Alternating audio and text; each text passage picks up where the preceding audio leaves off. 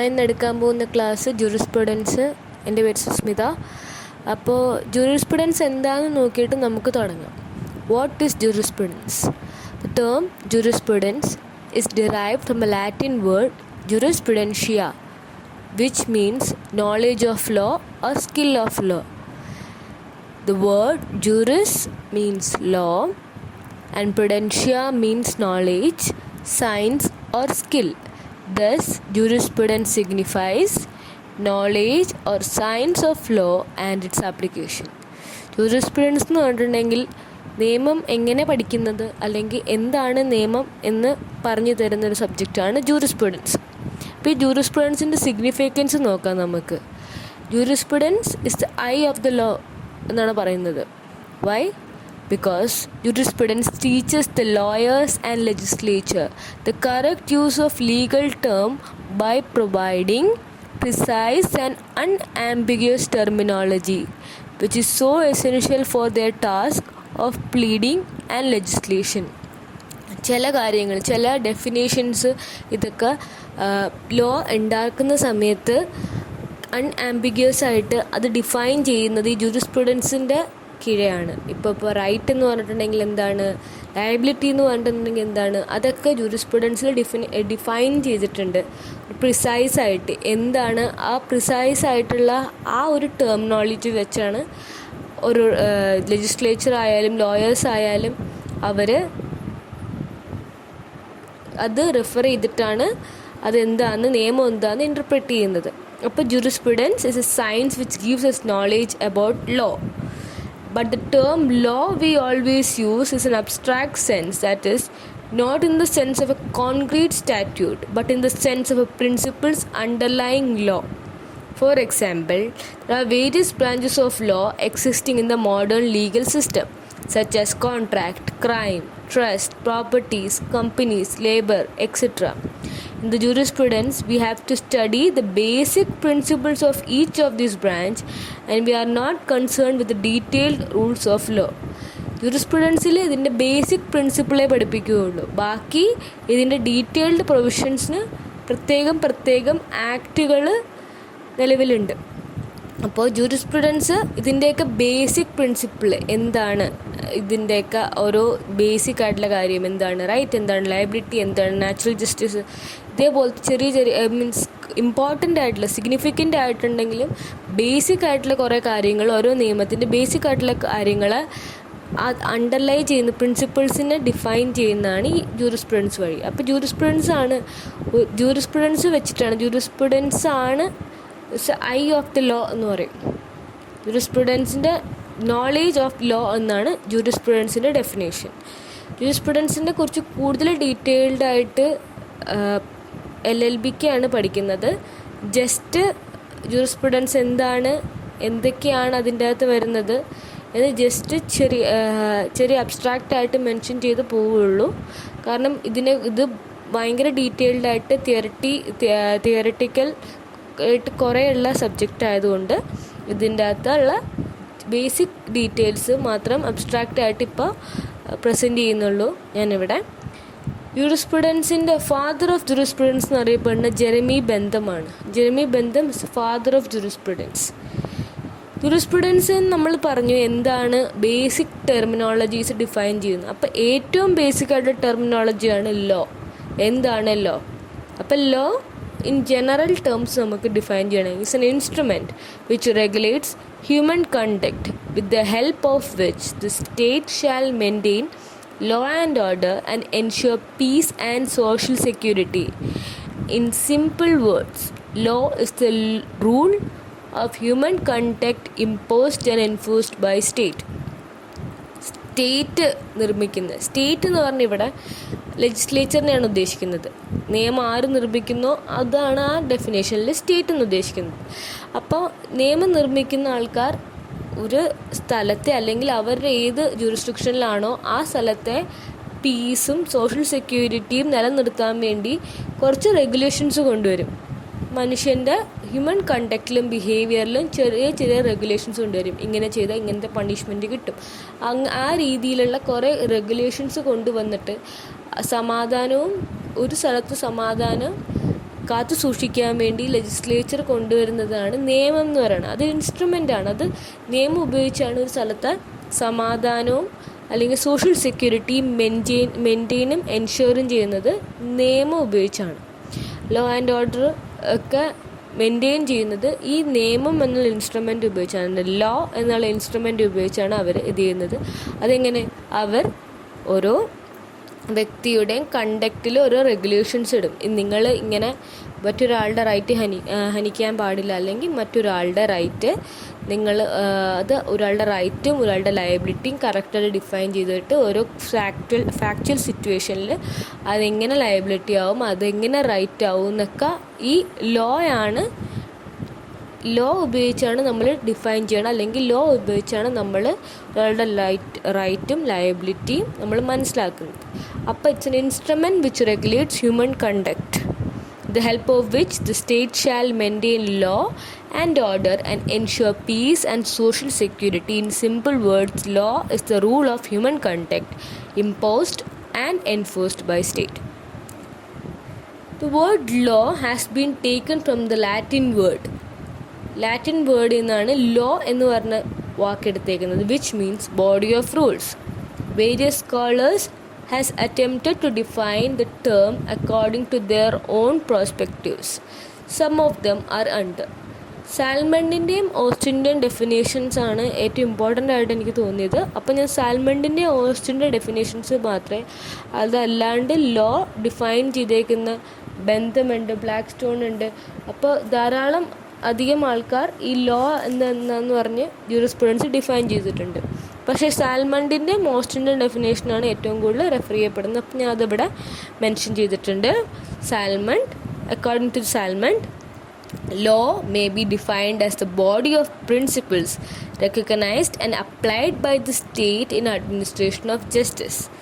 ഈ administration of justice എന്ന് ഉദ്ദേശിക്കുന്നത് ഒരു സ്ഥലത്തെ protection of individual rights and enforcement of law by courts may be termed as the administration of justice. the individual rights protect ചെയ്യുന്നതും law enforce ചെയ്യുന്നതാണ് ഈ administration of justice എന്ന് ഉദ്ദേശിക്കുന്നത്. കോടതികൾ മുഖേന ഈ ലോ എൻഫോഴ്സ് ചെയ്യുന്നതും ഇൻഡിവിജ്വൽ റൈറ്റ് പ്രൊട്ടക്റ്റ് ചെയ്യണതിനാണ് അഡ്മിനിസ്ട്രേഷൻ ഓഫ് ജസ്റ്റിസ് എന്ന് പറയണമെന്ന് പറയും. അപ്പോൾ ഇതിൽ സാൽമണ്ട് പറയുന്നത് എന്താണെന്ന് വെച്ചാൽ law may be defined as the body of principles recognised and applied by the state. അപ്പോൾ സ്റ്റേറ്റായിട്ട് റെക്കഗ്നൈസ് ചെയ്യുന്നതും അപ്ലൈ ചെയ്യുന്ന ഒരു ബോഡി ഓഫ് പ്രിൻസിപ്പിളാണ്. എന്തിന്? ഒരാളുടെ റൈറ്റ് പ്രൊട്ടക്റ്റ് ചെയ്യാനും ഒരു നിയമം എൻഫോഴ്സ് ചെയ്യാനും വേണ്ടി, അല്ലെങ്കിൽ ഒരാളുടെ റൈറ്റ് പ്രൊട്ടക്റ്റ് ചെയ്യാൻ വേണ്ടി സ്റ്റേറ്റായിട്ട് റെക്കഗ്നൈസ് ചെയ്യുന്നതും അപ്ലൈ ചെയ്യുന്ന ഒരു ഇൻസ്ട്രുമെൻറ്റിനാണ് ലോ എന്ന് പറയുന്നത്. സാൽമണ്ട് പറഞ്ഞു. Austin states law as the command of the sovereign. Sovereign എന്ന് പറഞ്ഞ സുപ്രീം അതോറിറ്റി, അല്ലെങ്കിൽ പറയുന്നത് വെച്ചാൽ ഒരു കിങ്, ആ ഒരു പൊസിഷനിലിരിക്കുന്ന ആളെയാണ് സോവറിയൻ എന്ന് പറയുന്നത്. അപ്പോൾ ഓസ്റ്റിൻ പറയുന്നത് വെച്ചാൽ law is the command of the sovereign. സോവറിയൻ്റെ കമാൻഡായിട്ടാണ് ഓസ്റ്റിൻ ലോയിനെ ഡിഫൈൻ ചെയ്യുന്നത്. ഇനി നമുക്ക് സോഴ്സസ് ഓഫ് ലോ നോക്കാം. സോഴ്സസ് ഓഫ് ലോ ലെജിസ്ലേഷൻ, മൂന്ന് മേജർ സോഴ്സസ് ഓഫ് ലോ ആണുള്ളത്. Legislation, judicial precedents, customs. ഇതല്ലാണ്ട് കൺവെൻഷൻസ് ഉണ്ട്. ഇൻ്റർനാഷണൽ കൺവെൻഷൻസും ഒരു സോഴ്സ് ഓഫ് ലോ ആയിട്ട് കൺസിഡർ ചെയ്യുന്നുണ്ട്. അപ്പോൾ ആദ്യം നമുക്ക് ഈ 3 മേജർ സോഴ്സസ് ഓഫ് ലോയിൽ നമുക്ക് നോക്കാം. ലെജിസ്ലേഷൻ. എന്താണ് ലെജിസ്ലേഷൻ? ലെജിസ്ലേഷൻ എന്ന് പറയുമ്പോൾ തന്നെ legislation is consider as the most important source of law. ഏറ്റവും കൂടുതൽ നിയമങ്ങൾ എനിക്ക് തോന്നുന്നു വരുന്നത് ലെജിസ്ലേഷനിൽ നിന്നാണ്. അത് ഇമ്പോർട്ടൻറ്റ് സോഴ്സ് ഓഫ് ലോ ആയിട്ടാണ് കൺസിഡർ ചെയ്യുന്നത്. അത് ലെജിസ്ലേഷനും ഒരു ലാറ്റിൻ വേർഡിൽ നിന്നാണ് ഡിറൈവ് ചെയ്തേക്കുന്നത്. Legis means law, later means to make or set. The term legislation is derived from the Latin word legis, which means law, and latum, which means to make or set. Therefore, the word legislation means the making of law. നിയമനിർമ്മാണത്തിനെയാണ് legislation എന്ന് പറയുന്നത്. The law making body is called the legislature or legislative authority. നിയമം ഉണ്ടാക്കുന്ന law making ബോഡീനെ എന്താ പറയുന്നത്? Legislature or legislative authority. അപ്പോൾ legislation is a rule or body of rules passed by the legislature which is binding on all individuals of the society. Legislation എന്ന് പറഞ്ഞാൽ എന്താണ്? ലെജിസ്ലേച്ചറായിട്ട് pass ചെയ്യുന്നത്, അല്ലെങ്കിൽ ലെജിസ്ലേഷനായിട്ട് റൂൾസും റെഗുലേഷൻസും പാസ് ചെയ്ത് അത് എല്ലാം ആ ലെജിസ്ലേഷൻ്റെ ജൂറിസ്ഡിക്ഷനിൽ വരുന്ന എല്ലാ ഇൻഡിവിജ്വൽസിലും ബൈൻഡിങ് ആയിരിക്കുന്നതാണ് ഈ ലെജിസ്ലേഷൻ എന്ന് പറയുന്നത്. Legislation is a rule or body of rules. അല്ലെങ്കിൽ ഒരു റൂളായിരിക്കാം, അല്ലെങ്കിൽ ഒരു ബോഡി ഓഫ് റൂൾസ് ആയിരിക്കാം, മൾട്ടിപ്പിൾ റൂൾസ് ആയിരിക്കാം. Passed by the legislature. Legislature pass ചെയ്യുന്ന ഒരു റൂളോ മൾട്ടിപ്പിൾ റൂൾസോ, ബോഡി ഓഫ് റൂൾ, മൾട്ടിപ്പിൾ റൂൾസോ binding on all individuals of the society. Legislature പാസ്സാക്കുന്ന നിയമങ്ങൾ എല്ലാ ഇൻഡിവിജ്വൽസിലും ബാധകമാണ് എന്നാണ് പറയുന്നത്. In the strict sense, it means law enacted by the sovereign or any other person or institution authorized by him. ഇവിടെ സോവറിയൻ എന്ന് പറഞ്ഞിട്ടുണ്ടെങ്കിൽ ഇൻ ദിസ് കോണ്ടെക്സ്റ്റ് സോവറിയൻ എന്ന് ഉദ്ദേശിച്ചിരിക്കുന്നത് person who's in position to make laws എന്നാണ് ഉദ്ദേശിക്കുന്നത്. അപ്പോൾ law enacted by the sovereign or any other person who's empowered. ആരാണോ sovereign ഇപ്പോൾ എംപവർ ചെയ്യുന്നത് ആ രീതിയിൽ, അതിനെയാണ് ഡെലിഗേറ്റഡ് ലെജിസ്ലേഷൻ എന്നൊക്കെ പറയുന്നത്. ഡെലിഗേറ്റഡ് ലെജിസ്ലേഷൻ എന്ന് പറയുന്നത് subordinate legislation made by delegated power. Delegated power എന്ന് പറഞ്ഞാൽ സോവറിയൻ സ്വന്തം പവർ വേറൊരാൾക്ക് കൊടുത്തിട്ട് നിങ്ങൾക്ക് ഇതുമേൽ നിയമം ഉണ്ടാക്കാൻ പവർ കൊടുക്കുന്നതാണ് വേറൊരാൾക്ക്, അല്ലെങ്കിൽ ഒരു ഇൻഫീരിയർ അതോറിറ്റിക്ക് ആ പവർ കൊടുത്തിട്ട് നിങ്ങൾക്ക് നിയമം ഉണ്ടാക്കാം. ആ ഒരു പോയിന്റിൽ നിങ്ങൾക്ക് നിയമം ഉണ്ടാക്കാൻ പവർ കൊടുക്കുന്നതാണ് ഈ ഡെലിഗേറ്റഡ് ലെജിസ്ലേഷൻ എന്ന് പറയുന്നത്. ഈ for example legislation passed by autonomous bodies like university, corporations, അതുപോലെ ഡിഫൻസ് ഉണ്ടാക്കുന്ന ലെജിസ്ലേഷൻസ്, അങ്ങനത്തെ ചെറിയ ചെറിയ കാര്യങ്ങളിൽ എല്ലാം ലെജിസ്ലേച്ചർ അല്ല, ചിലപ്പോൾ ലെജിസ്ലേച്ചർ അവരുടെ നിയമനിർമ്മാണത്തിനുള്ള പവർ ചില സമയങ്ങളിൽ ചില ഇൻഡിവിജ്വൽ ബോഡീസ് ഓഫ് ഇൻസ്റ്റിറ്റ്യൂഷന് അത് ഓതറൈസ് ചെയ്യും. അതിന് ഡെലിഗേറ്റഡ് ലെജിസ്ലേഷൻ എന്ന് പറയുന്നത്. ഇനി അടുത്ത ഇമ്പോർട്ടൻറ്റ് സോഴ്സ് ഓഫ് ലോ ആണ് judicial precedent. Judicial precedent refers to previously decided judgments on the superior courts such as high courts and supreme courts, which the judges are bound to follow. Previously decided judgements, നമ്മൾ law പഠിക്കുമ്പോൾ നമ്മൾ കുറേ judgements refer ചെയ്ത്, അല്ലെങ്കിൽ നമ്മളൊരു argument prepare ചെയ്യുമ്പോൾ നമ്മളതിൽ കുറേ ജഡ്ജ്മെൻറ്റ്സ് റെഫർ ചെയ്ത് നമ്മളതിൽ ഇൻക്ലൂഡ് ചെയ്യും. മീൻസ് ഹൈക്കോർട്ടിൻ്റെ അല്ലെങ്കിൽ സുപ്രീം കോടതിൻ്റെ ജഡ്ജ്മെൻറ്റ്സ് ആണ് നമ്മൾ റെഫർ ചെയ്ത് അവരൊരു പോയിൻ്റ് ഓഫ് ലോയിൽ ഇത് ഹൈക്കോടതിൻ്റെ അല്ലെങ്കിൽ സുപ്രീം കോടതിൻ്റെ ഇങ്ങനെ അല്ലെങ്കിൽ ഈ രീതിയിൽ ചെയ്യണം, അല്ലെങ്കിൽ ഇങ്ങനെയാണ് ആ കാര്യം ഉദ്ദേശിച്ചിരിക്കുന്നത് ലെജിസ്ലേച്ചർ, അങ്ങനെ ഇൻറ്റൻറ്റ്, അങ്ങനത്തെയൊക്കെ കാണിക്കുന്ന കുറേ അധികം ജഡ്ജ്മെൻറ്റ്സ് സുപ്രീം കോർട്ടും ഹൈക്കോർട്ടും പാസ്സാക്കിയിട്ടുണ്ട്. അപ്പോൾ ആ പാസ്സാക്കിയ നിയമങ്ങൾ അല്ലെങ്കിൽ ആ പാസ്സാക്കിയ ജഡ്ജ്മെൻറ്റ്, ആ ജഡ്ജ്മെൻറ്റ്സ് നിയമങ്ങൾ എന്ന രീതിയിലെടുക്കാം എന്നാണ്. ഇതാണ് judicial പ്രസിഡൻസിൻ്റെ binding character. A binding character of the previously decided case is important considering the hierarchy of courts established by the legal system of a particular country. In the case of India, this hierarchy has been established by the Constitution of India. ഹൈക്കോർട്ടിൻ്റെയും supreme കോർട്ടിൻ്റെയും cases മാത്രമാണ്, ഹൈക്കോർട്ടിൻ്റെ supreme കോർട്ടിൻ്റെ judgements ആണ് binding nature ഉള്ളത്. ഈ hierarchy decide ചെയ്തേക്കുന്ന Constitution of ഇന്ത്യയിൽ കൊടുത്തിരിക്കുന്ന പ്രൊവിഷൻസ് വഴിയാണ് ഈ ഹൈറാർക്കി ഡിസൈഡ് ചെയ്തിരിക്കുന്നത്. ഇനി precedents which are enforceable by law are called judicial precedents. എല്ലാ പ്രസിഡൻസും എൻഫോഴ്സിബിൾ അല്ല, അത് നിയമത്തിൽ എൻഫോഴ്സ് ചെയ്യാൻ പറ്റുന്ന പ്രസിഡൻസിനാണ് ജുഡീഷ്യൽ പ്രസിഡൻസ് എന്ന് പറയുന്നത്. അപ്പോൾ അതിൻ്റെ അകത്ത് രണ്ട് മെയിൻ കാര്യമുണ്ട്, രണ്ട് മെയിൻ ടേംസ് ഉണ്ട്, റേഷ്യോ ഡിസിഡൻറ്റേയും ഒബിറ്റർ ഡിക്റ്റേയും. അപ്പോൾ റേഷ്യോ ഡിസിഡൻറ്റ് എന്ന് പറഞ്ഞാൽ principle of law made by judge to decide the problem. ഒരു പ്രോബ്ലം അല്ലെങ്കിൽ ഒരു ഫാക്ച്വൽ സിറ്റുവേഷൻ വന്നപ്പോൾ ആ എന്ത് റീസണാണോ ജഡ്ജ് അതിൽ കാണിച്ച് ഓണറബിൾ ജഡ്ജ് അതിൽ കാണിച്ച് ഡിസൈഡ് ചെയ്ത പോയിൻ്റ്, ആ റീസണിനെയാണ് റേഷ്യോ ഡിസിഡൻ്റ് എന്ന് പറയുന്നത്. ആ റീസൺ ഹൈക്കോർട്ടിൻ്റെ ആയാലും സുപ്രീം കോർട്ടിൻ്റെ ആയാലും അത് ബൈൻഡിങ് നേച്ചറാണ്. ഇനി ഒബിറ്റർ ഡിക്റ്റ അത് ഒബ്സർവേഷനാണ്, ഒരു additional observation which are not essential for reaching the decision. Observation made by the judge and are not essential for reaching the decision. അത് റേഷ്യോ ഡിസിഡൻ്റെയുടെ അത്രയും ബൈൻഡിങ് അല്ല. സുപ്രീം കോർട്ടിൻ്റെ ഒബിറ്റർ ഡിക്റ്റാസ് മാത്രമേ ഇച്ചിരിയെങ്കിലും ബൈൻഡിങ് ആയിട്ടുള്ള ബൈൻഡിങ് പവേഴ്സ് ഉള്ളത്. ഒബിറ്റർ ഡിക്റ്റ ഓഫ് സുപ്രീം കോർട്ട്സിന് മാത്രമേ ഉള്ളൂ. Ratio decidendi ആണ് binding in nature. Obiter dicta എന്ന് പറഞ്ഞിട്ടുണ്ടെങ്കിൽ it's just a observation made by the judge. whereas ratio decision is the reason of the decision. ആ ഡിസിഷൻ എന്തുകൊണ്ട് എത്തി എന്ന് റേഷ്യോ ഡിസിഡൻ്റ് ആണ്. ആ റീസൺ എന്താണെന്നാണ് അതിനെ പറയുന്നത് റേഷ്യോ ഡിസിഡൻ്റ് എന്നാണ്.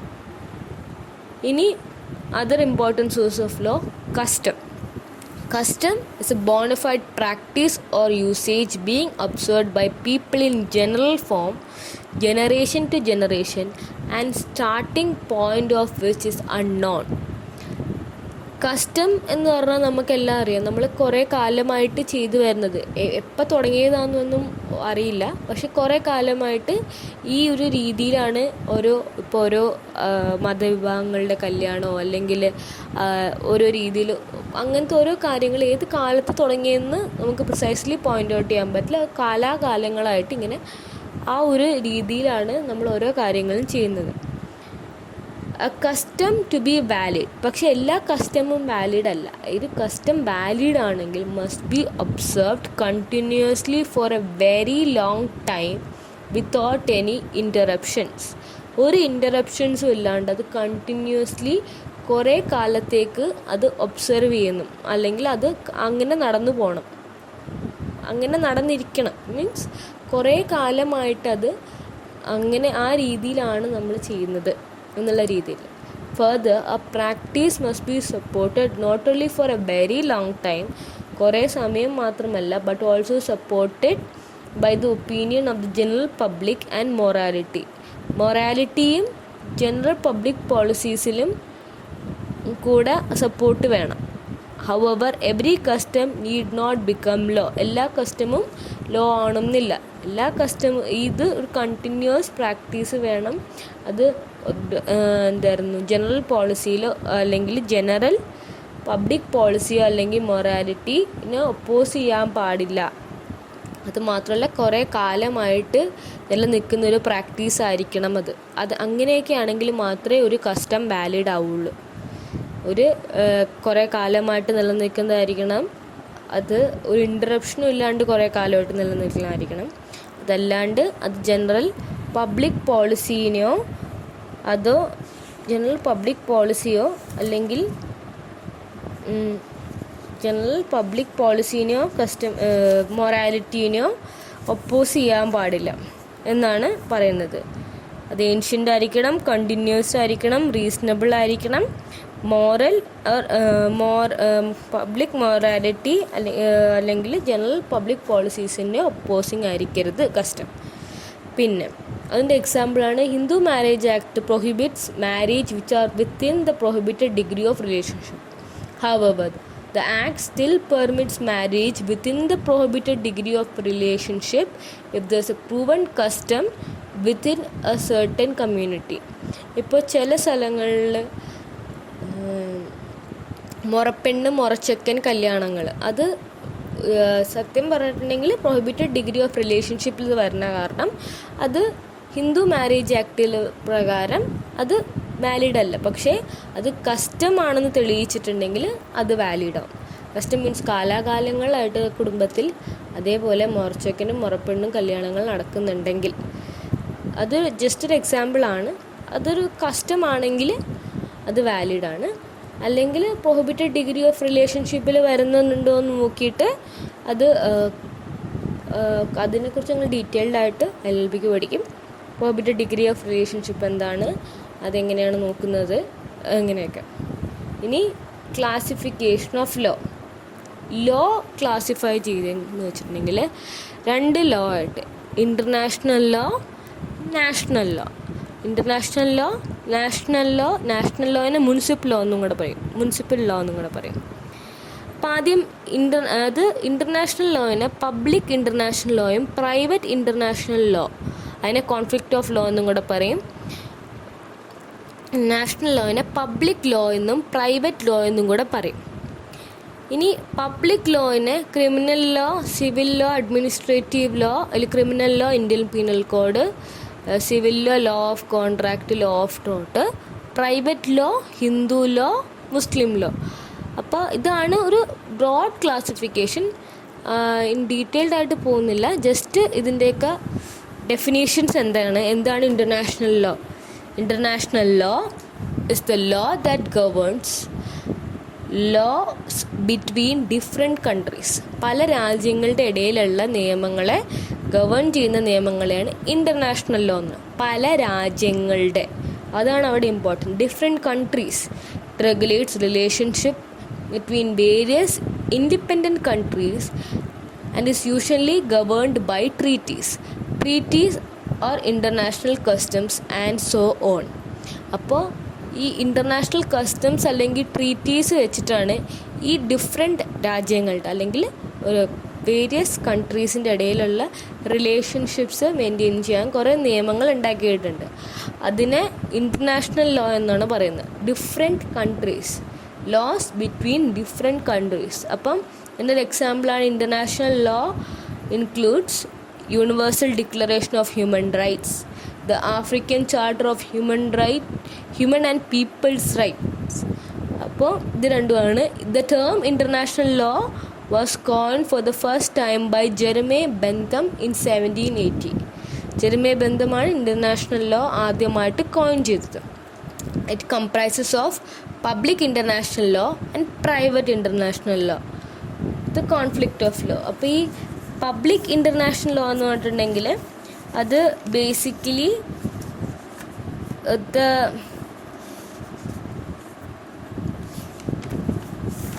പബ്ലിക് ഇൻ്റർനാഷണൽ ലോ എന്ന് പറഞ്ഞിട്ടുണ്ടെങ്കിൽ basically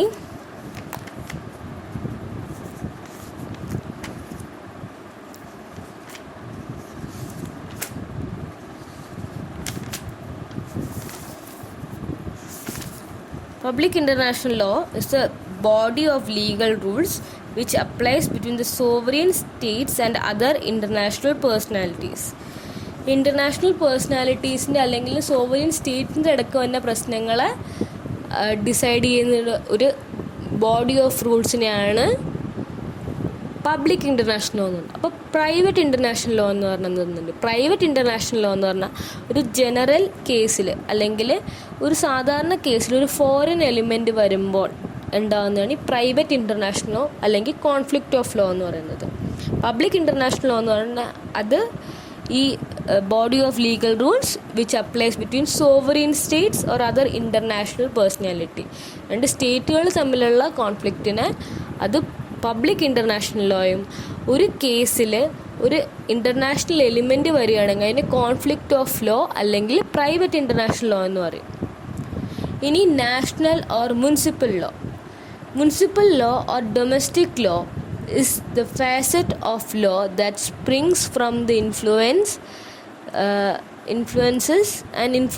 the members of a particular state.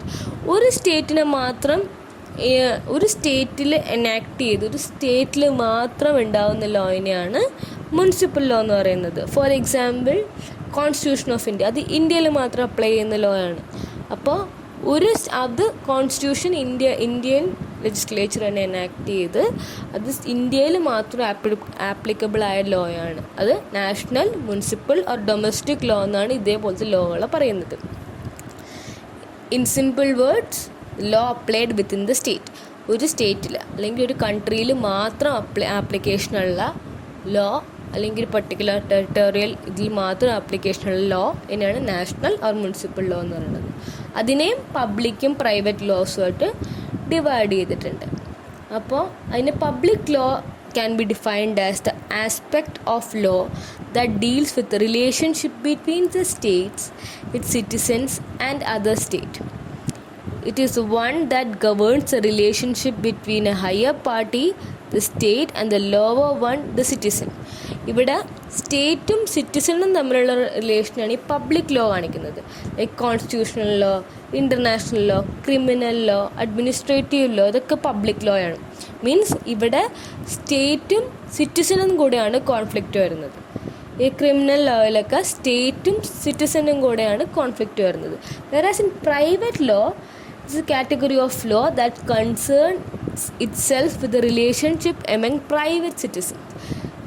Private citizen എന്ന് പറഞ്ഞാൽ ഇപ്പോൾ നിങ്ങളും ഞാനും നമ്മുടെ ഇടയിലുള്ള കേസിന് അത് പ്രൈവറ്റ് ലോ ആണ് ഇത് ചെയ്യുന്നത്. Like law of torts, law of contracts, law of trust, അതേപോലത്തെ കാര്യങ്ങൾ പ്രൈവറ്റ് ഇൻഡിവിജ്വൽസ് ആണ് ഇൻവോൾവ്.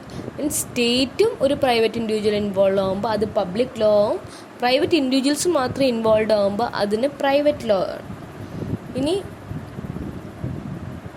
സിവിൽ ലോയും criminal ലോയും.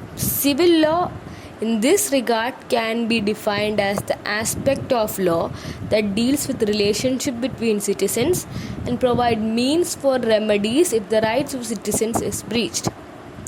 Civil law includes law of contract, law of torts, family law, etc. Civil law in this regard can be defined as the aspect of law dealing with the relationship between citizens. സിറ്റിസൻസിൻ്റെ ഇടയിലുള്ള relationship deal ചെയ്യുന്ന ആണ് civil law and provides means and remedies if the rights of the citizens are breached. ഒരു സാധാരണ പൗരൻ്റെ rights breach ചെയ്യപ്പെട്ടിട്ടുണ്ടെങ്കിൽ അതിൻ്റെ റെമഡീസും അല്ലെങ്കിൽ എന്താണ് അവരുടെ റൈറ്റ്സും രണ്ട് ഇൻഡിവിജ്വൽ സിറ്റിസൻസിൻ്റെ ഇടയിലുള്ള കോൺഫ്ലിക്റ്റിനെ അല്ലെങ്കിൽ റിലേഷൻഷിപ്പിനെ ഇതിനെ ഗൈഡ് ചെയ്യുന്നതാണ് civil law. And criminal law on the other hand is referred to as the aspect of law that regulates crime in the society. Criminal law എന്ന് പറഞ്ഞാൽ ക്രൈം റെഗുലേറ്റ് ചെയ്യാൻ വേണ്ടി, സൊസൈറ്റിയിൽ നടക്കുന്ന ക്രൈം റെഗുലേറ്റ് ചെയ്യാൻ വേണ്ടിയിട്ട് it punishes acts which are considered harmful to the society at large. ഒരു പബ്ലിക്കിനായി അതൊരു അറ്റ് ലാർജ് കമ്മ്യൂണിറ്റി ഇതിനെ മൊത്തത്തിൽ എഫക്റ്റ് ചെയ്യുന്ന രീതിയിലുള്ള ഒരു ക്രൈമിനെ അതേപോലത്തെ കാര്യങ്ങൾ ഒരു ക്രൈമിനെ അതിനെ പണിഷ് ചെയ്യാനും അതിനെ കൺട്രോൾ ചെയ്യാനൊക്കെ ഉപയോഗിക്കുന്നതാണ് criminal law. For example Indian penal code. ഇനി അടുത്തത് സബ്സ്റ്റാൻറ്റീവ് ലോയും പ്രൊസീജിയർ ലോയും. സബ്സ്റ്റാൻറ്റീവ് ലോ എന്ന് പറഞ്ഞിട്ടുണ്ടെങ്കിൽ deals with rights and duties of individuals, defines what facts goes to constitutes a right or liability. Substantive law എന്ന് പറഞ്ഞാൽ ബേസിക്കലി എന്താണ് നമ്മുടെ ഏതൊക്കെ സാഹചര്യങ്ങളിൽ നമുക്ക് റൈറ്റ് ഉണ്ട്, ഏതൊക്കെ സാഹചര്യങ്ങളിൽ നമ്മൾ ലയബിളാണ്, അങ്ങനത്തെ കാര്യങ്ങളൊക്കെ ഡിഫൈൻ ചെയ്യുന്നതും ഡീൽ ചെയ്യുന്നതും ഈ സബ്സ്റ്റാൻറ്റീവ് ലോയുടെ കീഴിലാണ്. ലൈക്ക് ഇന്ത്യൻ പീനൽ കോഡിൽ നമ്മൾ എന്തൊക്കെ ഒഫൻസ് ഏതൊക്കെ രീതിയിൽ വന്നാൽ എന്തൊക്കെ ഒഫൻസ് ആകും എന്നുള്ള രീതിയിൽ ഇന്ത്യൻ പീനൽ കോഡിൽ പറഞ്ഞിട്ടുണ്ട്. അപ്പോൾ ടോർട്ടായാലും ലോ ഓഫ് കോൺട്രാക്റ്റ് ആയാലും എല്ലാത്തിലും നമ്മൾ കാണുന്ന ഒരു ഫാക്റ്റ് വന്നിട്ടുണ്ടെങ്കിൽ നമുക്കവിടെ എന്ത് റൈറ്റ് ഉണ്ട്, നമ്മൾ അത് ബ്രീച്ച് ചെയ്തിട്ടുണ്ടെങ്കിൽ നമ്മൾ എന്ത് ലയബിളാണ്, ആ രീതിയിലുള്ള കാര്യങ്ങളൊക്കെ പറയുന്നതാണ് ഒരു സബ്സ്റ്റാൻറ്റീവ് ലോ എന്ന് പറഞ്ഞാൽ. ഈ സബ്സ്റ്റാൻറ്റീവ് ലോ ഇംപ്ലിമെൻ്റ് ചെയ്യാനുള്ള പ്രൊസീജിയേഴ്സ് പറഞ്ഞു തരുന്നതാണ് പ്രൊസീജിയർ ലോ അല്ലെങ്കിൽ അഡ്ജക്റ്റീവ് ലോ. Procedure law അല്ലെങ്കിൽ adjective law provides mechanism to implement the rules enshrined in the substantive law. That is, it lays down the rules governing the way a right is enforced under civil law or crime prosecuted under criminal law. എന്ന് വെച്ചാൽ code of civil procedure, code of criminal procedure, ഇതൊക്കെ എങ്ങനെയാണ് prosecute ചെയ്യേണ്ടതെന്നും എന്തൊക്കെയാണ് substantive ലോയിൽ പറഞ്ഞിരിക്കുന്ന right എങ്ങനെ enforce ചെയ്യുന്നുള്ള mechanisms ഇതിൽ കൊടുത്തിരിക്കുന്നത് ഈ പ്രൊസീജിയറിലാണ്. എങ്ങനെയാണ് ഇംപ്ലിമെൻറ്റ് ചെയ്യേണ്ടത് ആ റൂൾസ്. അപ്പോൾ ഇന്ത്യൻ പീനൽ കോഡിലുള്ള സബ്സ്റ്റാൻറ്റീവ് ലോ അതിൽ കൊടുത്തേക്കുന്ന എന്താണ് റൈറ്റ്സ്, എന്താണ് ലയബിലിറ്റി, അതൊക്കെ ഡിഫൈൻ ചെയ്തേക്കുന്നത് അത് ഇംപ്ലിമെൻറ്റ് ചെയ്യുന്ന കോഡ് ഓഫ് ക്രിമിനൽ പ്രൊസീജിയർ വഴിയാണ്. ഇതാണ് ബേസിക് എന്തൊക്കെയാണ് ബേസിക് ക്ലാസിഫിക്കേഷൻസ് ഓഫ് ലോ ആണത്. ഇന്നത്തേക്ക് ഇത് കഴിഞ്ഞു. Thank you.